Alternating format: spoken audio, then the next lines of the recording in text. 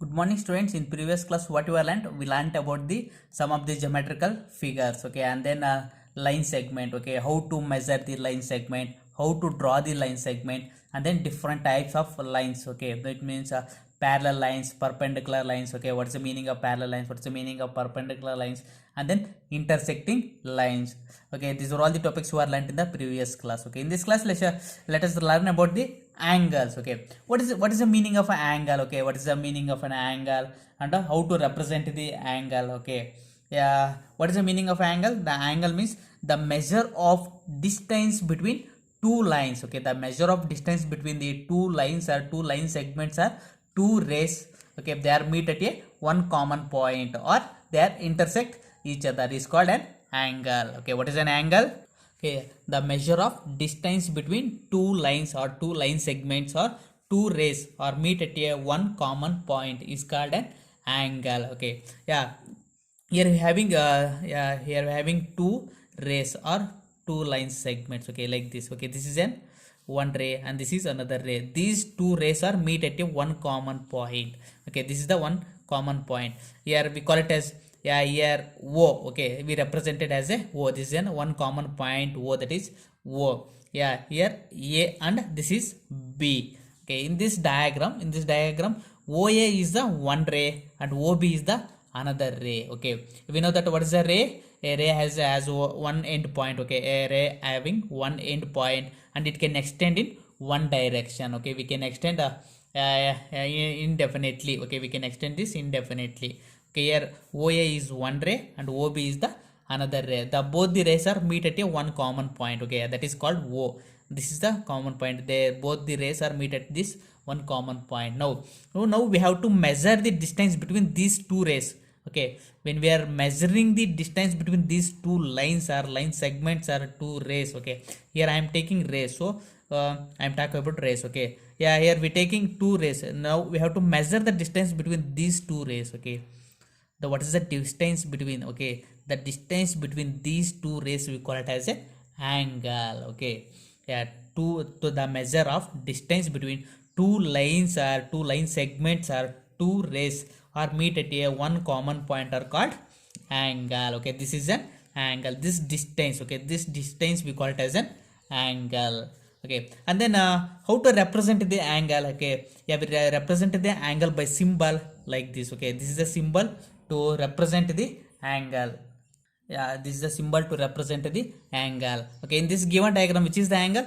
O is the angle, AOB, okay. Angle AOB, okay. Here AOB is the angle, okay. How to write this? Angle AOB, okay. Thus we write the angle, okay. In this given diagram, which is the angle? AOB is the angle, okay. The angle having two lines or two line segments are two rays, okay. We call it as a arm, okay. An angle having two arms, okay. Here OA and OB are the two arms of the angle, okay.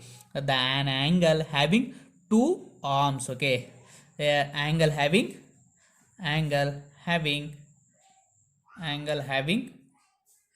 two arms, angle having two arms, okay. Which are the two arms of the angle? OA, okay. The two line segments are two lines or two rays, we call it as a arms, okay. In this diagram, OA and OB, okay. OA and OB are the two arms of the angle, okay. Two arms of the angle. And then an angle having one vertex, okay. An angle having one vertex, okay. Here O is the vertex. Vertex means point, okay. Vertex is nothing but point. An angle having one point, that is called O, okay. O is the point. O is the point or vertex, okay. We call it as a vertex.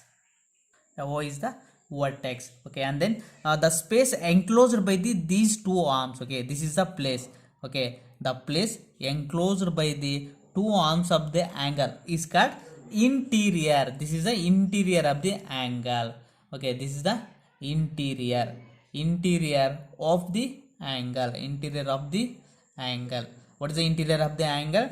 The space enclosed by the two arms of the angle, okay. Two arms of the space enclosed by the two arms of the angle is called interior of the angle. And then the space outside, okay, the space outside of the arms of the angle we call it as a exterior. Okay, this space we call it as a exterior. Okay, now I am marking some points. Okay, here I am marking point P. Okay, I am marking point P and point Q, and I am marking here, okay, point R and point S. Okay, now we have to find out the exterior points and interior points. Okay, we have to find out the points which are present interior of the angle and point which are present exterior of the angle. Okay, which are the points present interior of the angle? R and S. Okay, here the point R and point S are present inside the angle, which means the space enclosed by the two arms of the angle. So these two are called the points which are present inside the angle. These are the interior points of the angle, and these two are exterior. Okay, these points present outside the angle, so these are called exterior. Okay, the points in the exterior of the angle. Okay, this is an interior part of the angle, and this is an exterior part. Okay, next we move on to the closed and open figures. Okay, closed and open figures. Okay, which are the closed figures and which are the open figures? Let's see. First, closed figures. Okay, what do you mean by closed figures? The figures start at one place and end at same place are called closed figures. Okay, for example, let's say, yeah, now I am starting here. Okay, I'm starting here. I'm starting here. That's the starting point and end at the same place. Okay, this is a closed figure. Okay, yeah, it looks like closed figure. It is a closed figure because the starting point and the ending point are same. Okay, and we are starting, okay, when I am writing this diagram, the start at one place and the end at the same place. Okay, for example, like this. Okay, yeah, this is also a closed figure. Okay, yeah, starting point and ending point is same. Such type of figures we call it as a closed figures. For example, like this. Yeah, this is a closed figure. Okay, and then like this, we start at here and end at here. Okay, like this. These are all the diagrams we call it as a closed figures. Okay, what is the meaning of closed figures? The figures start at one place and end at the same place are called closed figures. Okay, here I am starting like this. Okay, yeah, this is the starting place and end at the same place. Okay, this is a closed figure like this. Okay, the starting point and ending point is same. Such type of figures we call it as a closed figures. Okay, next we move on to the open figures. Okay, open figures. Okay, what is the meaning of open figures? The figures that start at one place and end at another place are called open figures. Okay, for example, let's see, here we having this is the starting point. Okay, this is the starting point. Okay, and this is an ending point. Okay, here this is a starting point and this is the ending point. Okay, so this figure is a open figure. Okay, because